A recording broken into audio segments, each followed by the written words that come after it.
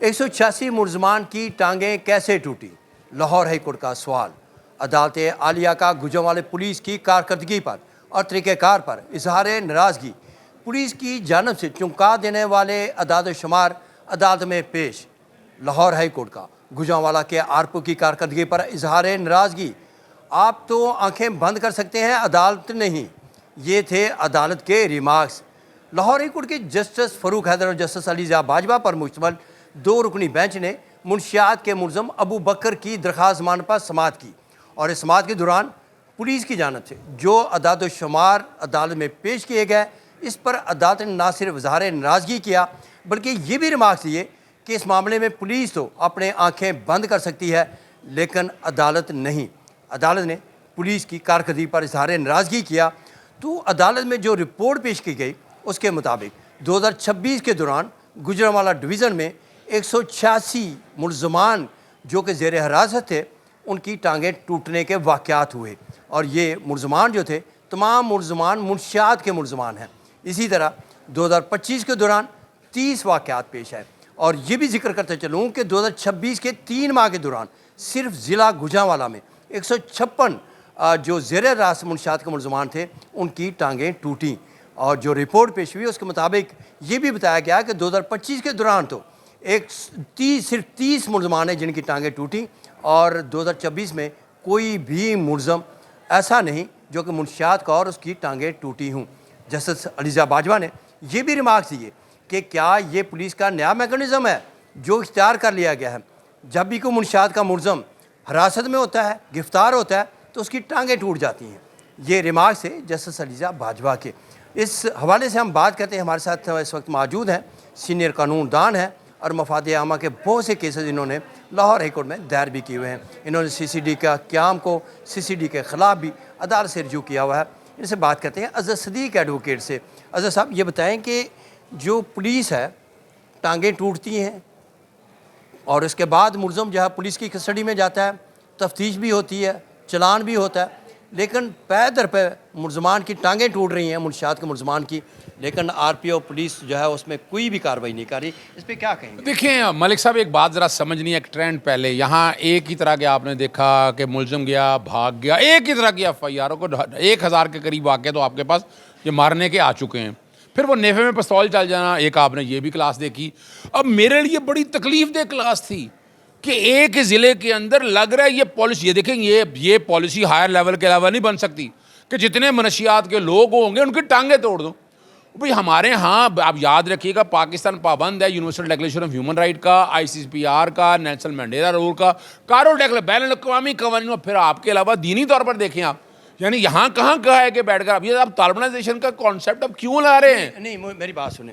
वालदैन हैं, हम सब लोग कहते हैं जो मुनशियात के मुलजमान हैं उनके खिलाफ सख्त कार्रवाई होनी चाहिए। ये तो अगर किसी वाले से पूछें, ये तो टांगे तोड़ने का कह रहे हैं ना, या टूट रही हैं, वो तो कहेंगे इनको मार दिया जाए। ये माशे का बदनुमा दाग हैं, मुनशियात फरोश नासूर हैं जो बच्चों की नस्ल को तबाह कर रहे हैं।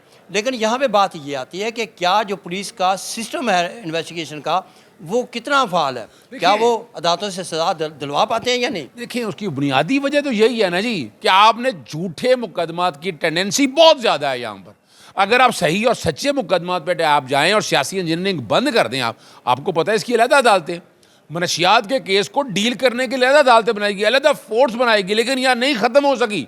आप यानी आप बुनियादी तौर पर इन्वेस्टिगेशन में नाकाम हैं, आप कामयाब तरीन नहीं है, आप मॉडर्न तौर पर इन्वेस्टिगेशन कर नहीं पाए, आप वो डेन नहीं ढूंढ पाए, आप उन ग्रोहों को छोटे छोटे लोगों को पकड़ते आप रहे हैं। और यहाँ देखा आप कारकर्दगी दिखानी है पूरी दुनिया के अंदर, तो आपने टांगे तोड़ के तो आपने केस सत्यानाश कर लिया है। और मैं इसको एक अलग तौर पर भी सारे डाटे को इकट्ठा करके मैं सेपरेट भी कोर्ट के सामने ये मामला लेकर जा रहा हूँ कि जहाँ अदालत को बताना है कि यहाँ बुनियादी हकूक़ की जहाँ वायलेशन हो रही है, आपका इन्वेस्टिगेशन का निज़ाम बेहतर नहीं है, जाकर ठीक करें उसको।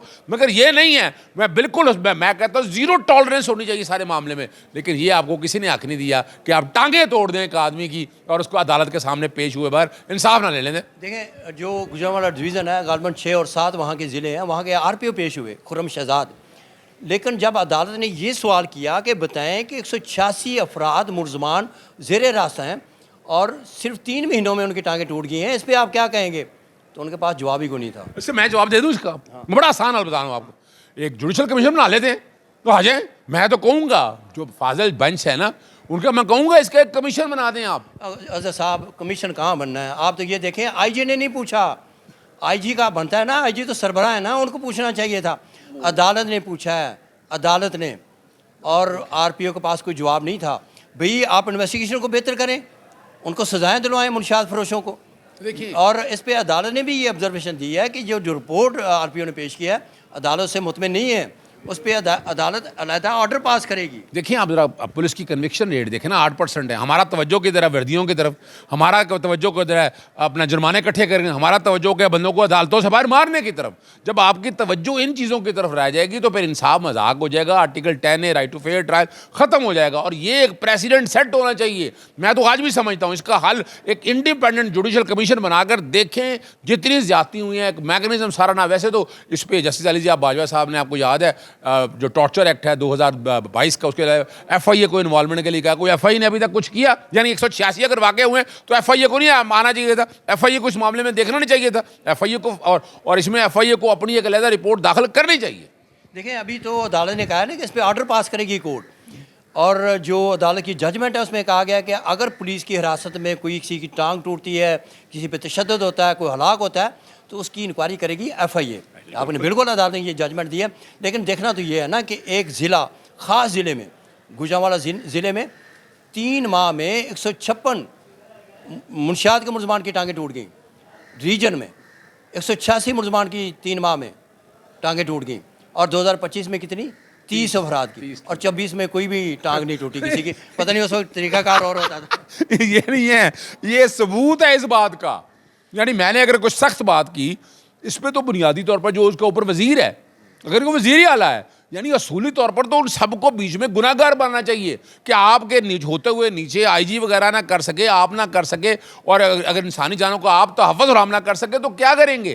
तो ये वो एक टाइम ऐसा है, उम्मीद है कि अदालत इस वाले मामले को एक मंतकी निज़ाम तक ज़रूर पहुँचाएगी। जी बिल्कुल पहुँचाएगी। ये अदालत की ऑब्जर्वेशन भी थी, और अदालत ने अगरचे मुनशियात का जो मुलज़म था अबू बकर, उसकी दरख्वास्त ज़मानत खारिज कर दी। ताहम अदालत ने ये ऑब्जर्वेशन दी कि इस मामले में जो गुजरांवाला डिवीज़न में जितने जो ज़ेर रास्त मुलजमान हैं मुनशियात की, उनकी जो टांगें टूटी हैं, उस पर भी अदालत इस हवाले से अपने ऑर्डर्स में लिखेगी।